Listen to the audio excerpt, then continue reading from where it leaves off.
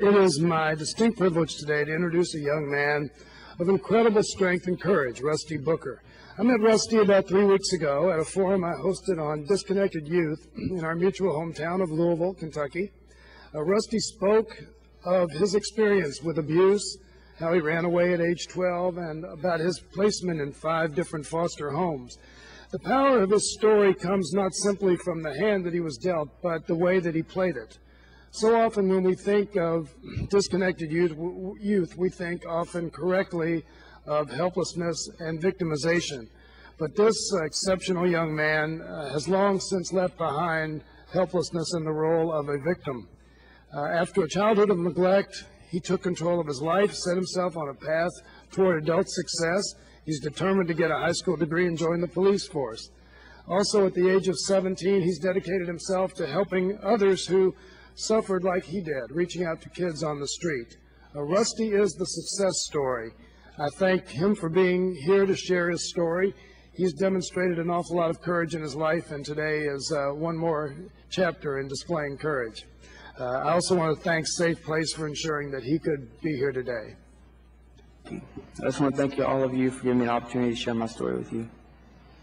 I was born on Mom at 17. Living with my mom and stepfather was difficult. My stepfather came home every night drunk and would beat my mom. My brother and I didn't sleep well, not knowing if we would be next. At age 8, my parents finally divorced, and my mom started drinking. She never laid a hand on my brother and I. Drinking was our way of forgetting the past. I was sent with my stepfather and his wife at age 9. The abuse soon started afterwards. My brother soon came afterwards. I was placed in foster care, and then very quickly and unbelievably back with my stepfather. Months after I was placed back with my stepfather, I started sending letters to my previous foster family from an abandoned house's mailbox, so my step-parents wouldn't know. A month or so after the letters, I had built the courage to run.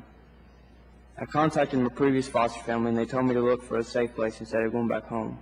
I went to a library that had a safe place sign on the front. I was 12 at the time, and until that day, didn't know what safe place was, but was glad that there was a public place, like the library, where I could get help.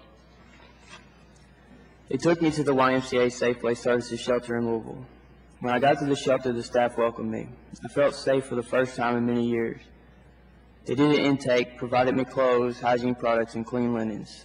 The next morning, I had a warm breakfast, and I met with a caseworker who would change my life forever, Mr. Bill. When we talked, at first I had a hard time connecting with him and getting solutions, but it wasn't long before I was sharing my life story with him. The shelter determined that going home was not going to be possible, and I understood. Within 2 weeks, they arranged for me to be placed in a foster home with a loving family. But I still had problems, and over the next several years, I was placed in psychiatric hospitals, and along with that came therapy and meds. Then came another foster home, group homes, even jail. I started using drugs, and after witnessing my friend get shot in a deal gone bad, I thought to myself, nobody asked me what I wanted. I felt like I was to blame and powerless to change my life. I had no family, no home, and at this rate, no future. After another failed foster home, I went to Safe Place again and asked for help. I knew the shelter was there for me. Again, I felt safe and understood. I met with Miss Missy and told her everything that I had been through. She didn't judge me or laugh at me. She understood me and made me feel wanted. The next day, I met Mr. Kwan, a man with a story for every lesson he learned that I needed to learn or had already, but in a rougher way. He, too, understood me. He has taught me very many ways of how to not let little things get blown way out of proportion. And then there's Mr. Bill.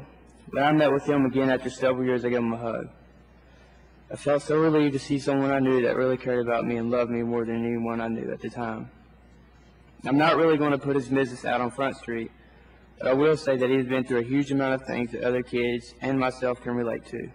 Mr. Bill, Miss Missy, and Mr. Quine, and the other wonderful, amazing staff at Safe Place Services are keeping me drug and alcohol free. I can't remember the last time I felt this good about myself. To some, these people I mentioned may just be ordinary people, but to me and 600 other kids a year in Louisville, these people are heroes. Mr. Bill even gave up his vacation to bring me to D.C. so I could testify.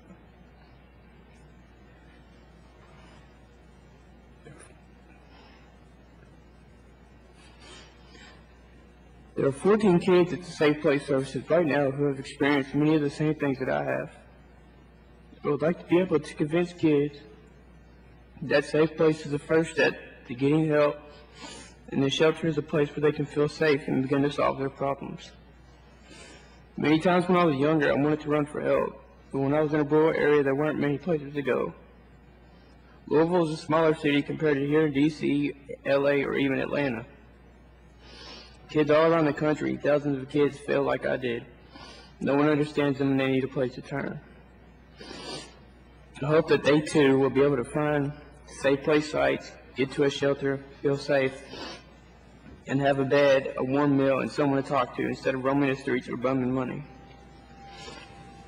I'm asking for your help to make a difference for kids just like me, because every kid deserves a second chance.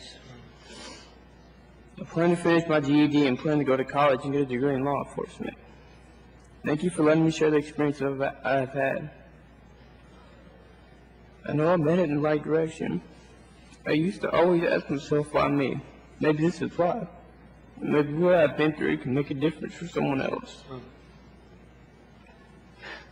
I hope you will make it possible for kids like me to have these programs available in the city. Thank you.